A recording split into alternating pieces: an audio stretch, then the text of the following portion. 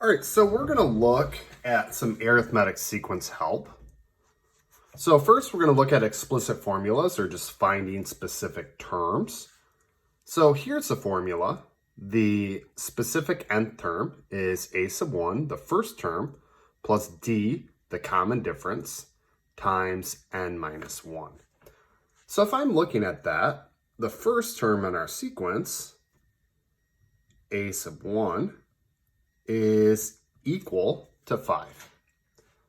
Now, my common difference,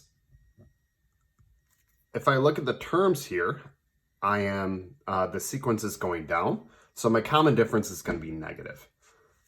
So what you can do is just take two consecutive terms and subtract them. So 1 minus the term before, 3, is equal to negative 2.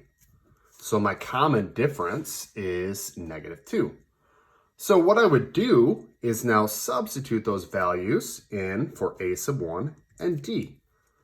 So the nth term of this sequence is 5. And then instead of plus negative 2, I'm just going to write minus 2 times n minus 1. And I'm going to use this to find the 10th term.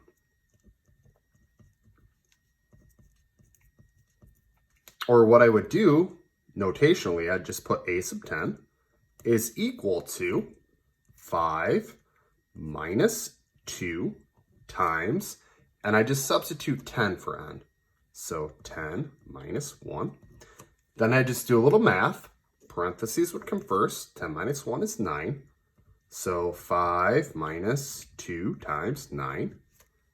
And I multiply before I subtract. So 2 times 9 is 18. So 5 minus 18. Then just subtract or use a calculator if you need to. And 5 minus 18 is negative 13. So my 10th term here would be negative 13. Using the same idea here for our second sequence, I have a sub 1, the first term, is negative 8.5. And then my common difference, d, is equal to negative 5.5 minus negative 8.5. And then I know that that's increasing by 3, but you can verify that with a calculator. Negative 5.5 minus negative 8.5, and I do get 3. So substituting those values in,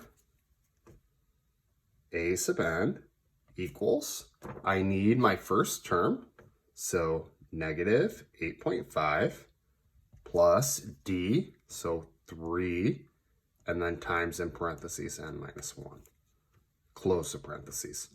So there's my formula. And then over here, there's my formula. I like to box those in so I can see them nice. Now, if I write recursive formulas here, you just define the first term, and then your nth term is the term before it, plus your common difference. So in looking at our first example, our recursive formula, we would just say, well, a sub 1 equals 5. And then the only thing that we substitute in here is our common difference. So we just say a sub n equals a sub n minus 1. Let me make that a little bit better. And then plus our common difference, which was negative 2. So instead of plus negative 2, I'm just going to write minus 2. So that's our recursive formula for the first example. And then our second example, the first term is negative 8.5, so a sub 1 equals negative 8.5. And then a sub n equals a sub n minus 1. And then our common difference here was 3, so I just put plus 3.